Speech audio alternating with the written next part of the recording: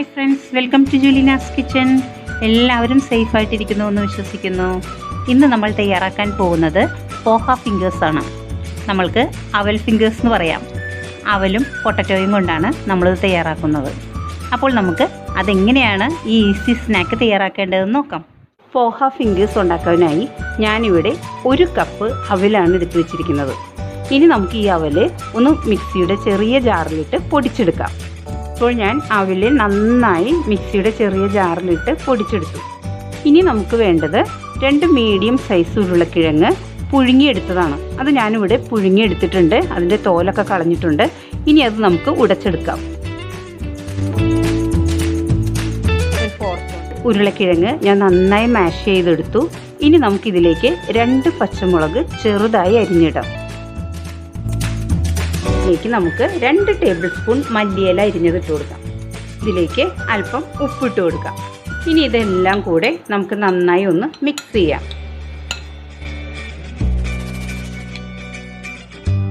ഇനി ഇതിലേക്ക് നമുക്ക് പൊടിച്ച് വെച്ചിരിക്കുന്ന അവലുണ്ടല്ലോ, ആ പൊടി നമുക്ക് കുറച്ചായിട്ടിട്ട് മിക്സ് ചെയ്യാം. നമ്മൾ ചപ്പാത്തിക്കൊക്കെ കുഴക്കില്ലേ, അപ്പോൾ അതുപോലെ നമുക്ക് നന്നായിട്ടൊന്ന് കുഴച്ചൊരു ഡോ ആക്കി എടുക്കാം.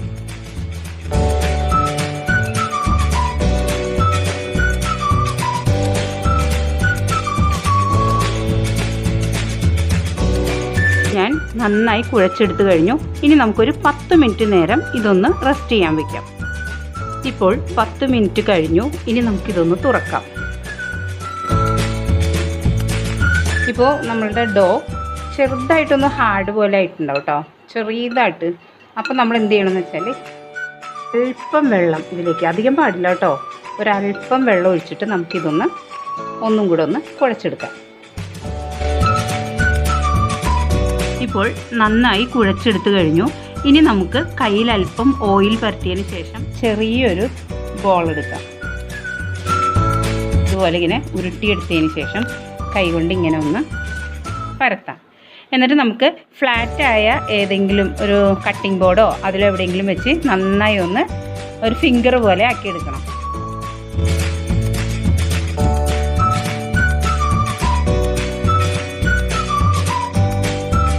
ഇനി നമുക്കിതിൻ്റെ 2 അറ്റവും ഒന്ന് കട്ട് ചെയ്യാം.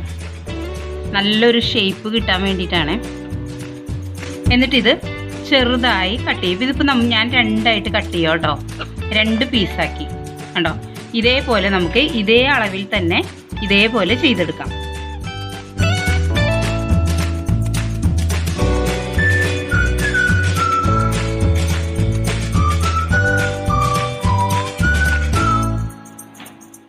നമുക്ക് നേരത്തെ കട്ട് ചെയ്ത് വെച്ച അതേ അളവിൽ തന്നെ ഓരോന്നും കട്ട് ചെയ്തെടുക്കാം. അപ്പോൾ അങ്ങനെ കട്ട് ചെയ്തെടുക്കുമ്പോൾ കുറച്ച് ഭംഗി കൂടും.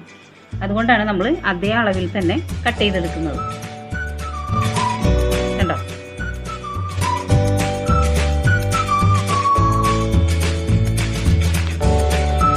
ഫിംഗേഴ്സ് എല്ലാം റെഡിയായി. ഇനി നമുക്കിത് ഫ്രൈ ചെയ്തെടുക്കാം. ഞാൻ ഒരു പാൻ വെച്ച് ചൂടാക്കിയിട്ടുണ്ട്. അതിലേക്ക് നമുക്ക് ഫ്രൈ ചെയ്യുന്നതിന് ആവശ്യമായ ഓയിൽ ഒഴിച്ചു കൊടുക്കാം. ഇപ്പോൾ ഓയിൽ നന്നായി ഹീറ്റായിട്ടുണ്ട്. നമ്മൾ ഹൈ ഫ്ലെയിമിൽ വെച്ചിട്ടാണ് ഹീറ്റാക്കിയിരിക്കുന്നത്. ഇനി നമുക്കിത് മീഡിയം ഫ്ലെയിമിലേക്ക് മാറ്റാം കേട്ടോ. എന്നിട്ട് ഓരോരോ ഫിംഗേഴ്സ് ഇട്ട് കൊടുക്കാം.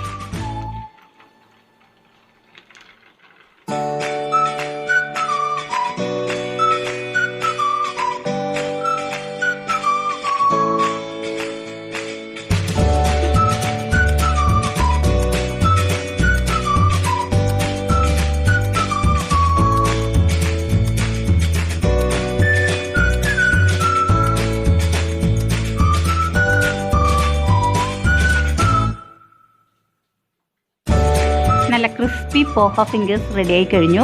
കുട്ടികൾക്കൊക്കെ ഇത് വളരെ ഇഷ്ടമാവും. വളരെ ഈസിയായി ഉണ്ടാക്കാവുന്നതാണ്. കുട്ടികൾക്കൊക്കെ നിങ്ങൾ ഉണ്ടാക്കി കൊടുക്കണം. അപ്പോൾ നമുക്ക് മറ്റൊരു റെസിപ്പിയുമായി ഉടനെ കാണാം. Thank you.